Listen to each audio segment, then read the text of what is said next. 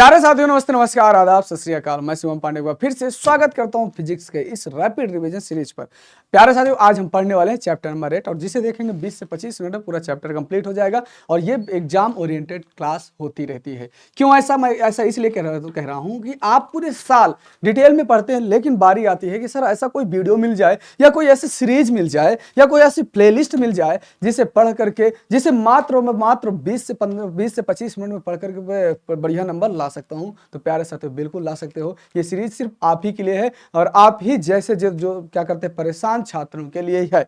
आप 20 से 25 मिनट में पूरे चैप्टर को आप बेहतरीन तरीके से देख सकते हो, पूरे टॉपिक पूरे डिटेल के साथ देख सकते हैं। तो हम शुरू करते हैं बिना किसी देरी के चैप्टर 8 विद्युत चुम्बकीय तरंग को। तो फोकस करते हैं विद्युत चुम्बकीय तरंग क्या है। थोड़ा इससे पहले हम जानते हैं कि जैसे हम देखते होंगे कि हमारे पास धारा दो प्रकार की होती है। आप लोगों ने पढ़ा था पहले प्रत्यावर्ती धारा और अदिश धारा, लेकिन अब स्पेशली अगर हम देखते हैं तो हमारे पास बेसिकली दो प्रकार की धारा होती है। एक चालन धारा होती है और एक विस्थापन धारा होती है। चालन धारा क्या होती है? जो आपकी किसी धातु से चल करके किसी एक तार से आवेश प्रवाह होता है। लेकिन विस्थापन धारा क्या होता है? एक ऐसी धारा होती है जो खाली जगह पर, यानी जो मुक्त स्थान से प्रवेश करती है बिना इस तार के स्पर्श से, बिना तार के स्पर्श से। तो कहोगे सर ऐसा कैसे हो सकता है? तो जी हाँ, बिल्कुल ऐसे हुआ था। ऐसा कैसे हो सकता है? तो आपने फैराडे के प्रयोग से पढ़ा था। फैराडे ने बताया कि भैया चुंबकीय क्षेत्र में अगर हम परिवर्तन कर देते तो प्रेरित धारा उत्पन्न हो सकती है। ऐसा फैराडे ने बताया।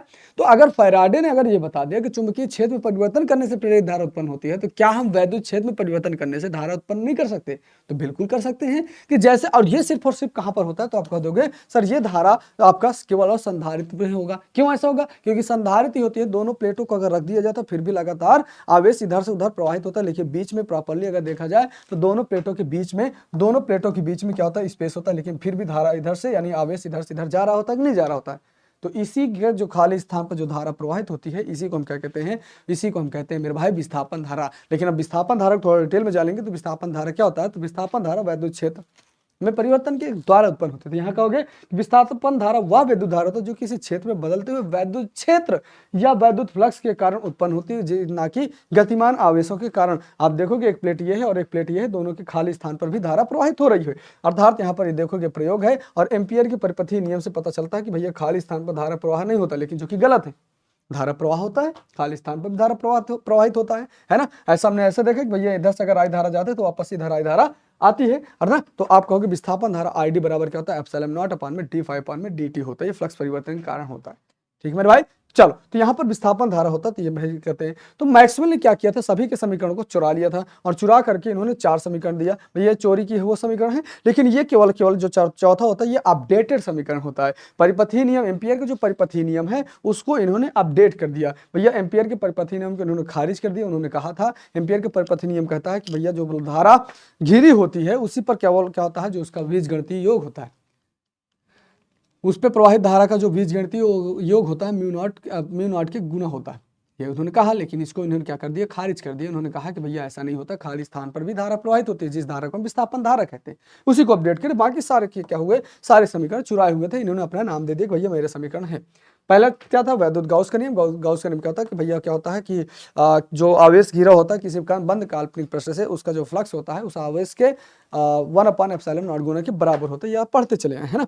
इसके बाद देखते हैं चुंबकीय गाउस का नियम। चुंबकीय गाउस का नियम होता है कि चुंबकीय जो फ्लक्स होता है, कुल फ्लक्स कितना होता है? तो कुल फ्लक्स सदा 0 होता है। किसी बंद पृष्ठ से जो गुजरने वाला कुल वैद्युत फ्लक्स होता है हमेशा शून्य होता है। क्यों होता है? क्योंकि जितनी चुंबक के बाहर बल रेखा होती है उतने चुंबक के अंदर होती है। इसलिए नेट जो विद्युत बल होता है, यानी नेट फ्लक्स होता है, हमेशा शून्य होता है। ये भी चुराया हुआ है। ये भी बेटा क्या है? चुराया हुआ। उन्होंने कहा कि फैराडे क्या होता है? ऋणात्मक दर के बराबर होता है। E बराबर -d5/dt होता है। ये चुराया हुआ था।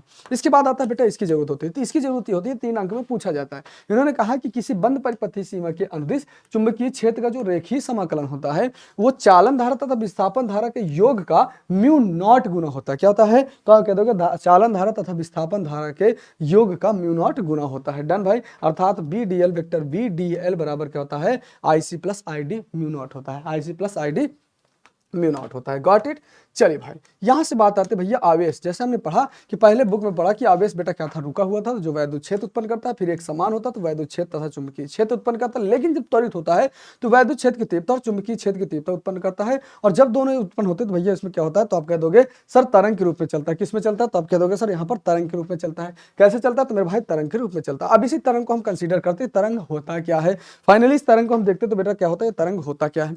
तो आप यहाँ पर देखो तो विद्युत चुम्बकीय तरंग, इसके लिए क्या होता है, तो आप कह दोगे सर इसके लिए माध्यम की आवश्यकता नहीं होती। इसके लिए बेटा क्या होता है, तो आप कह दोगे विद्युत चुम्बकीय तरंग के लिए माध्यम की आवश्यकता नहीं होती है। क्या होती है, नहीं होती है। और जिसके लिए माध्यम की आवश्यकता होती है उसे बेटा हम क्या कहते हैं, तो जिसके लिए माध्यम की आवश्यकता नहीं होती है तो उसे बेटा हम क्या कहते हैं, उसे हम कहते हैं बेटा क्या, तो उसे हम अनुप्रस्थ तरंग कहते हैं। और जिसके लिए माध्यम की आवश्यकता होती है तो उसे हम अनुदैर्ध्य तरंग कहते हैं। इसके अलावा जो विद्युत चुम्बकीय तरंग होता है निर्वात में भी चल सकता है। पहली बात तो एक चीज क्लियर होनी चाहिए, विद्युत चुम्बकीय तरंग क्या होता है, निर्वात में चल सकता है। अर्थात निर्वात में जो इसकी तरंग की चाल होगी या स्पीड होगी ये क्या होती है, प्रकाश की चाल से चलेगा, है ना। तो अब यहाँ पर ध्यान देंगे कि जब किसी स्थान पर वैद्युत तथा चुंबकीय क्षेत्र को एक दूसरे के लंबवत कंपन कराया जाता है, एक दूसरे को बेटा क्या करता कराया जाता है, एक दूसरे के लंबवत कंपन कराया जाता है। देखो भाई ये स्थान है, हमने कहा सर इसको क्या होता है, इसके लंबवत, और इसको भी क्या होता है, इसके लंबवत, यानी मैग्नेटिक फील्ड और इलेक्ट्रिक फील्ड को एक दूसरे को जब लंबवत गति कराया जाता है तो इसमें तरंग की जो संचरण की दिशा होती है दोनों के लंबवत गुजरता है ना।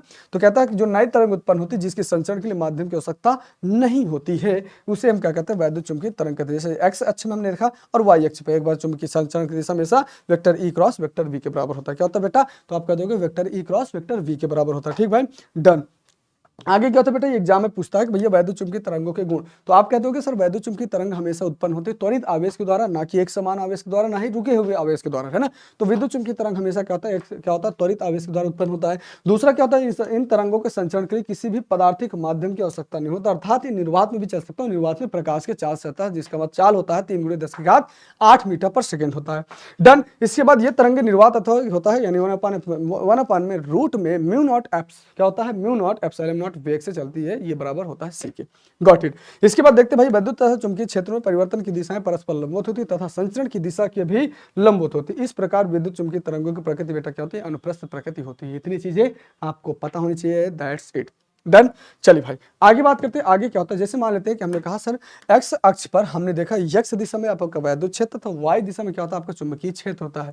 डन। तो यहाँ पर ई की बात करते हैं तो ई बराबर क्या होता है, तो ई बराबर E naught sine omega t यानी वैद्युत क्षेत्र समीकरण होता है। और B is equal V naught sine क्या होता है, sine omega t minus k x, ये क्या होता है आपको कहोगे, आप कह दोगे सर ये क्या होता है, तो आप कह दोगे चुंबकीय क्षेत्र समीकरण होता है। आप कहोगे सर ये सब कुछ तो ठीक है लेकिन ये आपको के नहीं होता पता है, तो आप कह दोगे के क्या होता है, तो आप कह दोगे सर के आपका तरंग संचरण गुणांक होता है। क्या होता है, तो कह दोगे तरंग संचरण गुणांक होता है। डन भाई। के क्या होता है मेरे भाई, तो आप कह दोगे के क्या होता है, तरंग संचरण गुणांक होता है। Got it. चलिए भाई अब आगे देखते हैं, इसको कंसीडर करते हैं मेरे भाई, यहां से चीजें क्लियर करते हैं। जैसे वैद्युत क्षेत्र समीकरण हम देखते थे ये होता है और चुंबकीय क्षेत्र समीकरण ये देखते हैं। हमने कहा दोनों का इसका पहले कहते समीकरण एक का एक्स के सापेक्ष अवकलन कर देंगे और समीकरण जब एक यहाँ पर आपको क्लियर है कि ई बराबर क्या होता है, वैद्युत क्षेत्र का आयाम होता है, वी नॉट बराबर क्या होता है, चुंबकीय क्षेत्र का आयाम होता है, के क्या होता है, तरंग संचरण गुणांक होता है। जब हम समीकरण क्या करते हैं, समीकरण एक का यक्स सापेक्ष अवकलन करते हैं तो ये आता है e naught d x sine omega t x. तो मेरे भाई इसको जब पूरे तरीके से करते हैं तो आपका ये पूरा सॉल्व करने के बाद आ जाता है। ठीक है, सॉल्व करने के बाद आता है। डन मेरे भाई। यहां से फिर आता है दूसरे समीकरण का टी के सापेक्ष अवकलन करते हैं। दूसरे समीकरण के मेरे भाई टी के सापेक्ष अवकलन करते हैं तो यहाँ पर डी पाई अपन में डी टी आता है भाई, बी आपका कांस्टेंट है। हमने कहा यहाँ पर पहले लिखेंगे sign omega t minus k x कर देंगे तो क्या आता है भाई, ये कॉस ओमेगा क्या आता है, कॉस में आ जाता है। ठीक है, इसके बाद omega t minus k x, हमने कहा सर टी के सापेक्ष इसका होगा, इसका अवकलन नहीं होगा, तो हमने कहा सर यहाँ पर के का होगा तो के का जो गुणनफल होगा बाहर आ जाएगा, है ना। ओमेगा टी का होगा, ओमेगा टी का होगा तो ओमेगा टी बाहर आ गया, टी से टी कैंसिल हो गया, सिर्फ ओमेगा बचा। हमने कहा बी नॉट ओमेगा। दोनों को देखते हैं, मैक्रो समीकरण दोनों का क्या होता है, बराबर होता है, तो माइनस माइनस कैंसिल काटते हैं, तो काटने के बाद ई नॉट अपान में वी नॉट बराबर ओमेगा अपान में के होता है। क्या होता है बेटा, ओमेगा अपान में के होता है। आगे आप कहोगे सर ओमेगा अपान में के इक्वल क्या होता है, सी होता है, तो आप कह दोगे ई नॉट अपान में बी नॉट इक्वल सी, यहाँ से लिखते हो तो सी इक्वल ई अपान में बी भी होता है। हमने कहा सर जैसे आई आर में से इक्वल आई नॉट अपान में रूट टी होता है, इसी तरीके से ई नॉट इक्वल क्या होता है, ई रूट टू होता है, B equal B naught root two. यहाँ से आप ये कंसीडर भी कर सकते हो, ओमेगा बराबर 2 पाई बी टी और के बराबर 2 पाई अपान में लैम्डा होता है। डन। अब आप यहाँ पर कहोगे ये सब निकालने के लिए ये आपको पता होना चाहिए। डन मेरे भाई।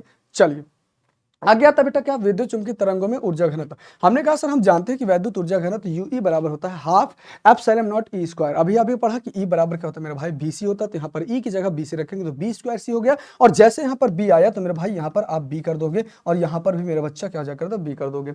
डन। अब यहाँ से जब रखते हो तो यहाँ पर रखने के बाद आपको मेरे भाई ये कैंसिल आता है, तो आप कैंसिल कर दोगे, तो यू बी बराबर क्या होता है 1/2 बी स्क्वायर अपॉन में म्यू नॉट होता है। आप यहाँ पर कहोगे कि ये क्या होता है, चुंबकीय ऊर्जा घनत्व होता है। हमने यहाँ पर देखा कि हमने यूई से यूबी प्राप्त कर लिया, यूई से बेटा यूबी प्राप्त कर लिया, इसका मतलब यूई बराबर क्या होता है, आप कह दोगे सर यूबी होता है। डन। अब यहाँ पर ऊर्जा की जब औसत विद्युत ऊर्जा, हमारे पास एक चुंबकीय ऊर्जा घनत्व होता है और एक वैद्युत ऊर्जा घनत्व होता है। हम कहेंगे सर दोनों का जोड़ करके कितने हमारे पास, तो आप कहोगे 2, तो यूई प्लस कह दोगे सर यहाँ पर यूबी, यूई प्लस बेटा क्या होगा यूबी अपॉन में 2, यहाँ से हमने कहा सर यूई अपॉन यूबी बराबर यूबी, है ना। तो दोनों को रखें तो 2 यूई यानी यू 2 से 2 कैंसिल, हमने कहा सर यू एवरेज बराबर यूई, यानी ये कह सकते हो यू एवरेज बराबर 1/2 एप्सिलॉन नॉट ई स्क्वायर, और ये भी कह सकते हो ये भाई ये भी कह सकते हो। अगर आपको जरूरत हो, तो ई इज इक्वल आप ये कह सकते हो कि ई इज इक्वल क्या होता है, एप्सिलॉन नॉट ई होता है। डन भाई। चलो तो मेरे भाई ये आपका हो गया। इसके बाद सिंपल सी बात है, मुद्दे पर चलते हैं। हमने कहा सर वैद्युत चुंबकीय तरंग की स्पेक्ट्रम की श्रेणी। हमने कहा सर तरंगदैर्घ्य के बढ़ते हुए क्रम में हमने क्या किया कि भैया वैद्युत चुंबकीय तरंगों को उनके बढ़ते हुए तरंगदैर्घ्य के क्रम में व्यवस्थित करने पर जो श्रेणी प्राप्त होती है उसी को हम क्या कहते हैं, वैद्युत चुंबकीय तरंग की स्पेक्ट्रम श्रेणी कहते हैं। अब आप कह दोगे सर ये एक ट्रिक बताते हैं, तो ट्रिक क्या होता है, तो कह दो गामा की XUV कार सीखने के लिए आई एम रेडी। हमने कहा सर गामा मतलब होता है गामा किरण, एक्स मतलब होता है एक्स किरण, यू मतलब होता है अल्ट्रावायलेट यानी पराबैंगनी, वी का मतलब है विजुअल रेज यानी विजुअल यानी दृश्य किरण। हमने कहा सर इंफ्रारेड यानी आई का मतलब इंफ्रारेड यानी औरक किरण, यम का मतलब माइक्रोरेज यानी माइक्रोवेव यानी सूक्ष्म तरंग, और यहाँ पर रेडियो का मतलब होता है आर्क मतलब होता है रेडियो वेव, है ना। आर्क मतलब रेडियो वेव। आपने देखा होगा कि भैया क्या होता है, आप दूसरे कमरे से दूसरे कमरे में बोल रहे हैं, दूसरे कमरे से सिग्नल की बात करते हो, दूसरे रूम में रहते हो, फिर भी आप तक सिग्नल पहुंच जाता है, वो क्या होता है, विद्युत चुम्बकीय तरंग होती है। आप बोलते हो यहाँ से माइक के माध्यम से दूसरे तक सुनाई देता है, तो वो भी क्या है, विद्युत चुम्बकीय तरंग है। अगर कोई ऊर्जा विद्युत चुम्बकीय तरंग के माध्यम से पहुंच रही है तो वही क्या है, विद्युत चुम्बकीय तरंग होती है। रिमोट आप यहाँ दबाते हो, वहाँ काम कर जाता है, तो ये भी क्या है, विद्युत चुम्बकीय तरंग है। काम यहाँ पर करते हो और आउटपुट वहाँ पर निकलता है बिना छुए, तो वो भी विद्युत चुम्बकीय तरंग है। हमने कहा सर इसका मतलब क्या, तो आप कह दोगे गामा की XUV यहाँ पर कहोगे सब तरंग के बढ़ते हुए क्रम में। इसका मतलब सबसे कम तरंगदैर्घ्य किसका होता है, गामा का, और सबसे अधिक तरंगदैर्घ्य किसका होता है, रेडियो का। लेकिन आपने पढ़ा C is directly proportional to 1/T होता है, यानी लैम्डा इज इक्वल क्या होता है, 1/1 लैम्डा इज इक्वल C/F होता है। इसका मतलब यहाँ से कहोगे तरंगदैर्घ्य की डायरेक्टली प्रोपोर्शनल टू आवृत्ति होती है, तो जिसकी आवृत्ति सबसे कम होगी उसकी तरंगदैर्घ्य सबसे अधिक होगी। हमने कहा सर अगर तरंगदैर्घ्य इधर से इधर बढ़ रहा है तो इसका मतलब मेरे भाई आप ये कहोगे कि आवृत्ति इधर से इधर बढ़ेगा।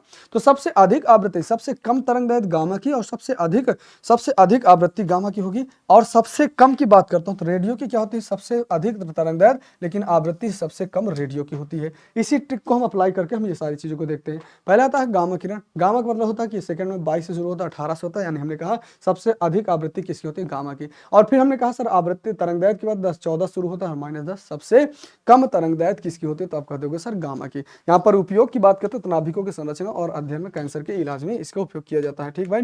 आगे होता है बेटा क्या होता है, आपके एक्स किरण। हमने कहा सेकंड नंबर पर क्या आती है, तो सेकंड आवृत्ति किसकी होती है, तो आपकी एक्स 18 से यहाँ पर 16 हो जाता है, और फिर यहाँ पर तरंगदैर्घ्य थोड़ा सा बढ़ना शुरू हो जाता है। माइनस में कहते हैं, माइनस में जितना ज्यादा नंबर होती है, जितना ज्यादा नंबर बड़ी होती है उतना ही छोटे मानी जाती है ना। अब यहाँ पर बढ़ना शुरू हो गए, है ना। तो यहाँ पर बढ़ना शुरू हो गए, तो मेरे भाई ये होता है उपयोग, हमेशा ध्यान देना कि जो एक्स किरण होती है चिकित्सा में, इंजीनियरिंग में होता है, और जासूसी में और अनुसंधान कार्यों में इसका उपयोग किया जाता है ना। अल्ट्रावायलेट क्या होता है, पराबैंगनी। तो आप कह दोगे सर यहाँ से थोड़ा और कम हो गया बढ़ती, अब बस 16 से अब 14 बचा। और हमने कहा सर यहाँ पर तरंगदैर्घ्य और थोड़ा बढ़ गया, यानी 13 से अब 10 आ गया, इसका मतलब और बढ़ गया, है ना। इसको चेंज करते तो लगभग 6000 एंगस्ट्रॉन के और 4000 एंगस्ट्रॉन के बीच में आता है, लगभग अप्रॉक्सिमेट इसको चेंज कर सकते हैं। हमने कहा सर अच्छी बात है, उत्पादन यहाँ पर देखते उपयोग होता है, जल शोधक में होता है, पराबैंगनी लैंपों में होता है, इलेक्ट्रॉनों की व्यवस्था देखने में होता है, तो चिकित्सा में अदृश्य लिखाई में और नकली दस्तावेजों तथा उंगली के निशान का पता लगाने के लिए इसका उपयोग किया जाता है। हमने कहा बात करते हैं सदृश्य यानी सबसे इंपॉर्टेंट, इन्हें नग्न आंखों से देखा जाता है। इसकी आवृत्ति हमने कहा सर इसकी आवृत्ति थोड़ा और कम हो गई, अब देखो 14 से यहाँ पर 14 ही बचा, इसके बाद आवृत्ति की बात, तरंगदैर्घ्य की बात करें भाई 10 से कहाँ गई 7 पे आ गई, और यहाँ पर 7 यानी 48 से लेकर के लगभग 7800 एंगस्ट्रॉन के बीच होती है ना। कहाँ से सर 4000 से, कहाँ से बेटा 4000 एंगस्ट्रॉन से लेकर के 7800 एंगस्ट्रॉन के बीच होती है। हमने कहा सर ठीक है, पर यहाँ पर क्या होता है उपयोग वस्तु को देखने में और विश्व की जानकारी प्राप्त करने में। डन भाई। चलो अगली बात आती है बेटा औरत की बात आती है, तो हमने कहा सर यहाँ आवृत्ति और थोड़ा कम हो गई, और हमने देखा भैया इसकी बात आती है भैया 10 की घात 7 से 10 की घात यहाँ पर 4 होती है ना। फिर यहाँ पर देखते हैं तो धुंध के आर पार देखने के लिए, रिमोट नियंत्रक में, और ग्रीन हाउस इफेक्ट को वातावरण गर्म रखने के लिए। ठीक भाई। अगली बात आती है मेरा भाई क्या होता है, आप कह दोगे सर माइक्रोवेव ओवन की बात आती है। माइक्रोवेव ओवन की बात करते हो तो आप कह दोगे सर यहाँ पर क्या होता है 12 से लेकर के कहाँ पर 9 तक होता है, 10 की घात -3 से लेकर के 10 की घात -1, यानी इसकी आवृत्ति और इसकी तरंगदैर्घ्य और बढ़ रही है। इसका उपयोग कहाँ जाता है, तो विमान संचालन में, रेडार में होता है, और उपग्रह संचार प्रणाली में, और माइक्रोवेव ओवन में इसका यूज किया जाता है। बात करते हैं लास्ट यानी रेडियो वेव की बात करते हैं। रेडियो वेव मेरे भाई आवृत्ति की बात करते हैं 3 × 10 की घात 9 हर्ट्ज से लेकर के 9 तक होता है, और इसकी आवृत्ति की बात करें 10 की घात -1 से लेकर के 10 की घात 4 तक होती है। उत्पादन कहाँ से होता है, एलसीआर परिपथ में दोलन करके। अब इसको उपयोग करते हैं भैया रेडियो में होता है, टेलीफोन में होता है, उपग्रह में होता है, और टेलीविजन में होता है, और सेलुलर में होता है। ठीक है मेरे भाई। तो यहाँ तक ये हुआ चैप्टर आपका कंप्लीट, और ये चैप्टर द एंड हो चुका है। ये चैप्टर मेरे भाई ये भी चैप्टर का हुआ आपका द एंड हो चुका है। क्या हो चुका है, द एंड हो चुका है। और आराम से आप बेस्ट विशेष के साथ एग्जाम की तैयारी करते रहिएगा। एग्जाम की तैयारी बेहतरीन तरीके से और शानदार तरीके से आप करते रहिएगा, और मजे के साथ तैयारी करेंगे तो बहुत ही बेहतरीन रिजल्ट आपका मिलने वाला है ना। तो यहाँ पर आप एग्जाम की तैयारी में लग जाइए मेरे भैया, मेरे बबुआ, मजे ही मजे आएंगे, है ना भाई। मजे ही मजे के साथ आप पढ़ाई करिए और शानदार जानदार तरीके से देखिएगा। अगर आपको कोई भी तकलीफ होती तो आप जाइए @शिवम सर विद्याकुल में फॉलो करिए मुझे। इंस्टाग्राम में जाइए @शिवम सर में सर्च करिए, शिवम सर विद्याकुल, शिवम सर विद्याकुल, वहाँ पर जाइए और मुझे क्या करते हैं इंस्टाग्राम में फॉलो करके कोई भी अपनी डाउट हमेशा पूछ सकते हैं। आपके लिए वहाँ पर हमेशा मैं उपलब्ध रहता हूँ। ठीक है, तो मिलते हैं ऐसे ही अगले वीडियोज़ में। यानी हमारा बुक कंप्लीट हो गया, बुक फर्स्ट पूरी तरीके से कंप्लीट हो गया। अब हम चलते हैं अगले यानी बुक सेकंड की शुरुआत करेंगे बहुत जल्द। मिलते हैं अगले चैप्टर पर। तो इस वीडियो को, ये वीडियो कैसे लगी कमेंट बॉक्स में जरूर कमेंट करिएगा, लाइक जरूर कर दीजिएगा। अगर आप वीडियो इन तक देखेंगे तो जरूर फायदा मिलता है। ठीक है, इसको कई बार आप देख सकते हैं। ठीक, तो चलते हैं। और आपको कैसी वीडियो चाहिए तो आप कमेंट बॉक्स में कमेंट कर सकते हैं, और कितना स्कोर आप बनाना चाहते हैं वो भी आप कमेंट बॉक्स में कमेंट करते रहिएगा, और हम शानदार तरीके से आपको इसलिए सारी चीज़ें उपलब्ध कराते रहेंगे। चलिए bye bye, take care and love you to all.